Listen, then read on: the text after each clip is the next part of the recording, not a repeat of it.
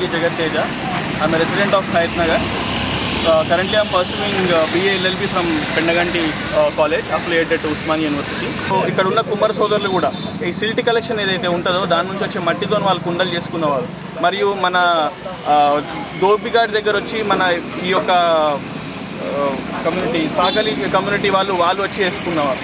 So వివిధ కులమత ప్రాంతీయభేదాలు లేకుండా ప్రతి ఒక్కరు ఈ డైరెక్ట్గా ఇండైరెక్ట్గా ఈ చెరువు మీద ఆధారపడి వాళ్ళ యొక్క జీవనాన్ని సాధించే క్రమంని నేను చూడడం జరిగింది. దీన్ని మల్టిపుల్ ఫేసెస్లో చేసినా దీనికి ఒక ఉపయోగం ఉండదు. వీ రిక్వెస్ట్ స్టేక్ హోల్డర్స్ అంటే ఇక్కడున్న యువకులు, ఇక్కడున్న గ్రామస్తులు, ఇక్కడున్న morning walkers, environmentalist and majorly the main stake holders ఇక్కడ చుట్టుపక్కల ఉండేవాళ్ళు. ఈ బాధ్యత అంతా కూడా వాళ్ళ మీద ఉంది. బ్లాగింగ్ అయ్యి సిల్ట్ అంతా నిండిపోయి ఎప్పుడైతే ఇవన్నీ బ్లాక్ అవుతుందో ఈ నీళ్ళు నిండితే ఫస్ట్ నిటర్గా మునిగేది ఈ గ్రామస్తులు, ఈ కాలనీ వాసులు. దాని తర్వాత సోషల్గా డైరెక్ట్గా వీరి మీద ఇంపాక్ట్ ఉంది. కాబట్టి ఎట్లయితే one great thinker set duty comes when you responsibility comes with rights comes with responsibility comes with rights అని. సో వీళ్ళకి హక్కులు కావాల్సిన సమయంలో వాళ్ళ బాధ్యత కూడా ఉండాల్సిన కర్తవ్యం వాళ్ళ పైన ఉంటుంది. సో దసల గారిగా ముందుగా ఈ షిరిడి సాయి కాలనీ గారు మళ్ళీ వేరేస్ ఉన్న అక్కడ అపార్ట్మెంట్ కానీ ఈ జూ స్కూల్ స్టూడెంట్స్ కానీ ఇక్కడ అందరితో కూడా మేము ఒకసారి మీట్ కానీ మనం చేసి వాళ్ళని కూడా will make responsible of this activity. Next డ్రైవ్లో వాళ్ళని కూడా ఇన్వాల్వ్ చేస్తూ ఎట్ ద సేమ్ టైం వాళ్ళని వేయకుండా ఇక్కడ డస్ట్బిన్ యార్డ్స్ మేము ఇన్స్పెక్షన్కి 3 days వరుసగా 2-3 times వచ్చినప్పుడు ఆ రోజు 3:30, 4 o'clock కూడా అక్కడ వచ్చి మద్యం సేవిస్తూ ఉండే ఈ విషయం కూడా అన్న దృష్టికి మేము తీసుకొచ్చాం. సో ఇక్కడ నైట్ టైం కూడా లైట్ ఫెసిలిటీ ఉంటే డంప్ చేసేవారు డంపింగ్ చేయరు. అడుగున wet waste and dry waste మీద కూడా మనం అవగాహన క్రియేట్ చేయాలి. ఈ డంపింగ్ యార్డ్లో కాకుండా డంకింగ్ బిల్స్ అక్కడక్కడ బిన్స్ కూడా అక్కడక్కడ పెట్టాలి. కుదిరితే ఇక్కడ ఏమైనా నెట్టింగ్ కానీ లేకపోతే ఇంకేమైనా రిస్ట్రిక్షన్ గేట్ లాంటిది కానీ మనం తయారు చేస్తే కూడా ఇది ఒకటి ఉంటుందని నా ఒక సొంత అభిప్రాయం.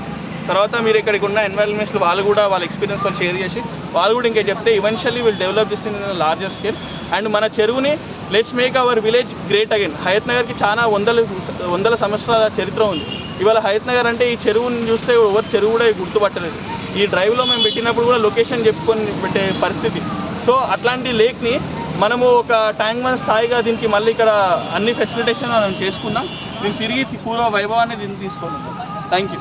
ఈరోజు హయత్ నగర్ బాతుల చెరువులో మొత్తం ప్లాస్టిక్తో నిండిపోయి ఎన్విరాన్మెంట్కి భంగం కలిగించే విధంగా మొత్తం కవర్లతో నిండిపోయి దీంట్లో మన హయత్ నగర్ బాతుల చెరువు ఓన్లీ రెయిన్ వాటర్ తోటి నిండే చెరువు. దీంట్లో ఎక్కడి నుంచి డ్రైనేజ్ వాటర్ కూడా రాదు, ఓన్లీ వర్షం నీళ్ళతో ఉన్నది. దీంట్లో హయత్ నగర్ సంబంధించిన మత్స్యకారులు ఎవరైతే ఉన్నారో ముదిరాజ్ సంఘం వాళ్ళు ఇలా చేపలు వేసి దానిలో జీవనోపాధం చేసుకుంటారు. కానీ ఈ చుట్టుముట్టున్న కాలనీస్ కానీ ప్రజలు కానీ దీంట్లో మొత్తము రోజు ఉదయం వచ్చేసి కవర్లు వేయడం వల్ల దాంట్లో ఉన్న చేపలు కానీ అవన్నీ చనిపోవడం జరుగుతుంది.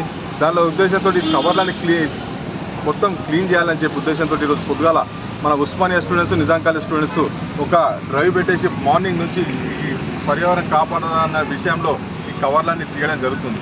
కానీ ఈ వ్యవస్థ ఈ కవర్లు అనేది ఇలా తీస్తాం ప్రతిరోజు ఎల్లకాలం ఇది ఎప్పుడు రిపీటెడ్గా అవుతున్నది.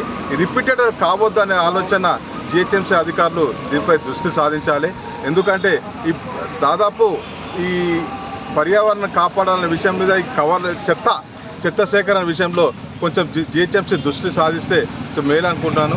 ఎందుకంటే ఈ స్వచ్ఛ ఆటోలు వచ్చినా కూడా ఇంటింటికి వెళ్ళి స్వచ్ఛ చెత్త కలెక్షన్ చేసినా కూడా వాళ్ళు ఇంటింటి వాళ్ళు చేస్తలేరు. వాళ్ళు 100-150 రూపాయలకు భయపడి మొత్తం రోడ్ల మీద తీసుకొచ్చి ఇట్లా చెర్లలో కానీ రోడ్ల మీద ఎక్కడ పడితే అక్కడ పడేసేసి పర్యావరణాన్ని ఖరాబ్ చేసుకుంటూ చేస్తున్నారు. కాబట్టి నేను జనాలకు విజ్ఞప్తి చేసేది ఒక్కటే, మనం చెత్తని ఖచ్చితంగా స్వచ్ఛ ఆటోలకు వేద్దాం. మన ఇంటికి స్వచ్ఛ ఆటోలు వస్తున్నాయి, ప్రతి కాలనీకి స్వచ్ఛ ఆటోలు వస్తున్నాయి. ఈ స్వచ్ఛ ఆటోకి మన చెత్త వేస్తే మనము మన సిటీ మన కాలనీ నీట్గా ఉంటుంది, మన హయత్ నగర్ నీట్గా ఉంటుంది, మన జిహెచ్ఎంసీ క్లీన్గా ఉంటుంది. కాబట్టి ప్రతి ఒక్కరిది బాధ్యత సెల్ఫ్ రెస్పాన్సిబిలిటీ తీసుకొని చెత్త రోడ్ల మీద వేయకుండా నెలకు 100 రూపాయలు 120 రూపాయలు వాళ్ళకి స్వచ్ఛ ఆటోకి ఇస్తే చెత్త వేసుకపోతాడు. ఒకవేళ వేయకుంటే మాత్రం జిహెచ్ఎంసీ వాళ్ళు దీనికి ఒక సీరియస్ యాక్షన్ తీసుకొని జిహెచ్ఎంసీ వాళ్ళు దీని మీద మొన్న ఒక డీసీపీ గారు మాట్లాడారు. ఒకవేళ చెత్త బహిరంగ ప్రదేశాలు ఎవరైనా చెత్త వేస్తే వాళ్ళ మీద కేసులు బుక్ చేస్తానని చెప్పాడు.